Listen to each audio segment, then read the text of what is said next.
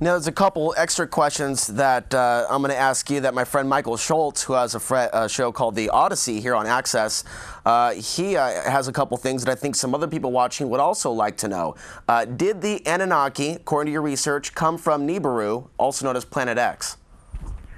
Well, that's what the Sumerian tablets seem to suggest.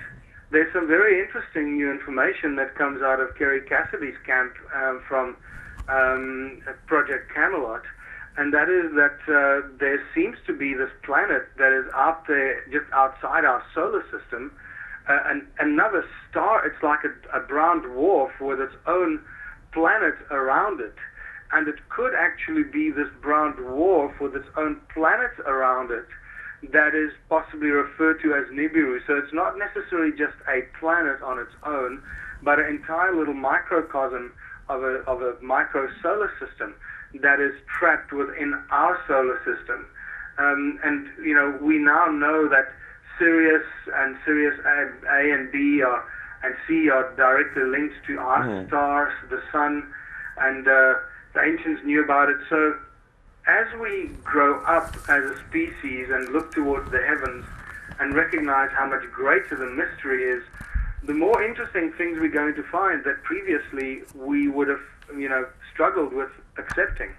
Now, tell us a little bit more about these ruins that you have spent years photographing. Even on your Facebook page, you have many, many pictures. In fact, we have some of these on screen tonight for the audience.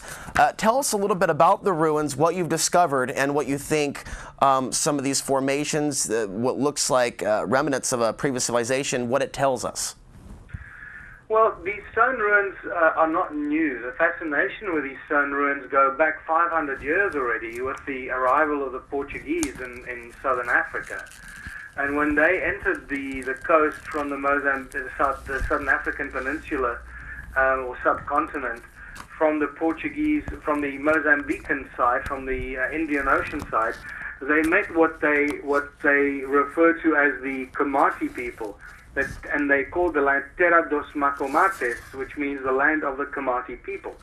And who are the Komati people? The Komati people were Hindu Dravidians or Dravidian Hindus who were down there in southern Africa mining gold in quite a large presence, a significant presence.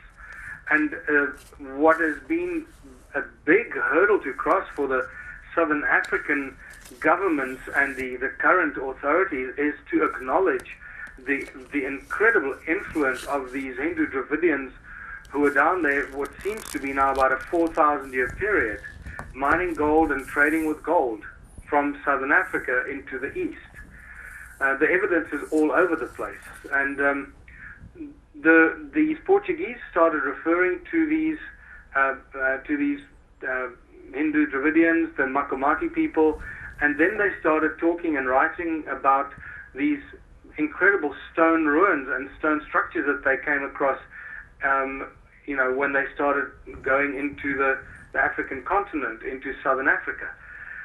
And so they already started mentioning that. And then through the 1800s, there have been several excursions by European and Eurocentric archaeologists who you can imagine saw everything through the Eurocentric eyes, and they couldn't imagine that anything of consequence could have been down in southern Africa. So everything they saw was ascribed to recent activity of the Bantu tribes that were supposed to have settled there in recent times.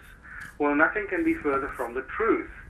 What we have found since then is that there are not just a few thousand of these stone ruins and these stone structures, but there are over 10 million of these stone structures. And it's taken, you know, it was really the work that I've done over the last 3 years to reach this conclusion and being able to count them. And once you realize that we're dealing with something of 10 million and more stone circular structures, then you realize that we've got to forget everything we've been taught in history and at university and start from scratch, that we're dealing with a vast, vanished civilization of 50 million or more people that lived for an extended period. And when I say extended, I mean around 270,000 years at the southern tip of Africa. And everything they did revolves around mining gold. Now, what do you think these rock formations, these stone formations mean or symbolize, the ones that look particularly phallic? Well, there's so much that we found that is, it's the structures, it's the shapes of the stone structures themselves that are really important to look at and identify why they are of a specific shape. Then we find a lot of tools and implements and artifacts that are really mysterious and very strange. And until recently, until I started bringing it to the attention of the archaeologists and so forth, they have not really been recognized as stone tools or artifacts. They were just ignored, and they were assumed to be natural rock formations or stone formations, which is absolute nonsense. And then we're looking at, like, for example, the stone phalluses. Stone phalluses that don't really belong in recent African history and tradition and cultural behavior. And when you start looking at these stone tools that I've particularly been finding and collecting in my little museum in the town of Watervalboven that I live in now, are these very cone-shaped stone tools of different shapes and sizes. The smallest of these cone-shaped stone tools you can hold in your hand, and you can completely cover it in the palm of your hand. The largest ones are so big that you can't pick them up. They're too heavy. They all look like sort of ice cream cones, wide at the top, and they narrow down to a point. And they're just very strange objects until you start realizing what was going on down there and what kind of technology these people used all these years ago. And the important thing to notice as well is that all these stone tools are covered by what is referred to in geological terms as patina. The patina is the skin of the rock that grows very, very slowly on the outside of the rock and covers the rock. And in this instance, it's a very brownish reddish kind of color. And from our current investigation, that patina grows at about 5,000 years per microscopic layer. So we know that these artifacts and tools are incredibly old when they have several millimeters of patina that is covering them. So how do mainstream historians try to explain away these discoveries? Oh, Alex, when you come to my presentation in Portland, hopefully you'll be there, you'll see the funny side of it. It's almost become like a stand-up comedy routine, I must tell you. They find every dogmatic possible approach to try and explain it away, to try and put it into the square box of dogma that they have surrounded themselves with. And it's really funny, they haven't approached the patina thing at all. They haven't even accepted that it could be used as a way of dating these things. They still ignore the tools and the artifacts that I've been collecting and identifying.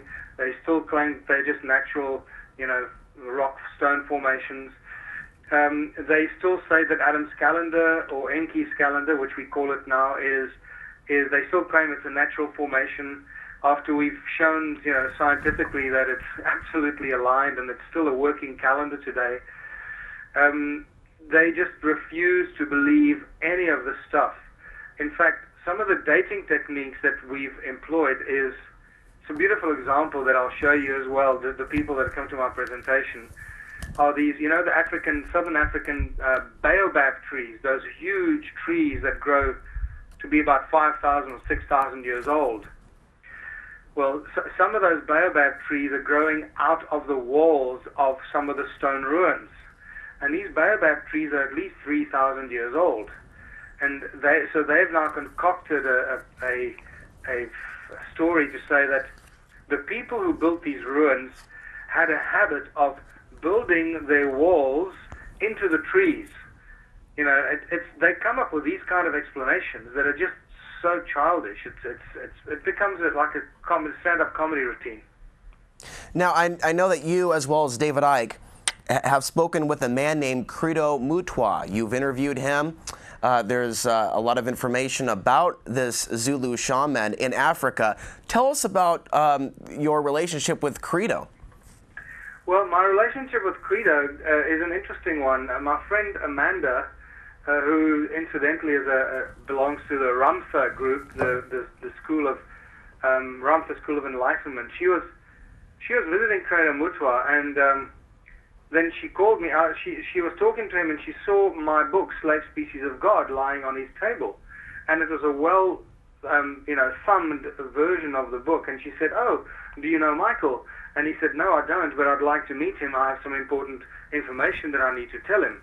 So Amanda ran outside and phoned me and said, "Listen, Credo wants to see you, so you better come down here quickly." After which I phoned Credo and his wife Virginia, organized to go down there, and I went down there and met with him. At that point, I'd just released Adam's Calendar. After Jan Heine had found it or rediscovered it, we measured it up, and we put together the first story of Adam's Calendar, which we now call Enki's Calendar. And when Credo saw, when I gave him the book of Adam's Calendar, he burst into tears. And he was absolutely overcome by emotion. And he told me he never thought he would see that sacred site again. And then he asked me and he begged me. He said, "Mr. Michael, you must do whatever you can to protect this, because this is one of the two most sacred sites we have in the world." And as I mentioned earlier, the other sacred site is the serpent worship site in northern Botswana, which is called Sadila Hills. Tell us about this necklace, because this is why I brought up Credo. David Icke produced a video. He also Project Camelot and Avalon were involved in releasing this video. That was detailing the theft of a necklace that depicts some sort of a being, a space being, alien, Anunnaki, with a very large member, if you will, that tells the story of creation according to Credo Mutwa. What is the story behind the story with this necklace that sounds very much out of the plot of Raiders of the Lost Ark? It certainly does sound like that. Look, I don't really know much about that. There has been a lot of strange activity around Credo Mutwa in the last several months. All I can tell you is that it's not all good. I'm not sure what's happening, but Credo is getting on in years. I think he's over 90 years old now, and I think that he needs to be left alone. That is my immediate and gut honest feeling, that people must leave Credo alone and just let him be, because there's something strange happening, and I can't really say what it is, but it's not a positive, good energy. It's something weird happening. Because why you're on the show tonight is, I think that learning about these, the true origins of where we come from, has very much great relevance to understand what is going on this second on planet Earth.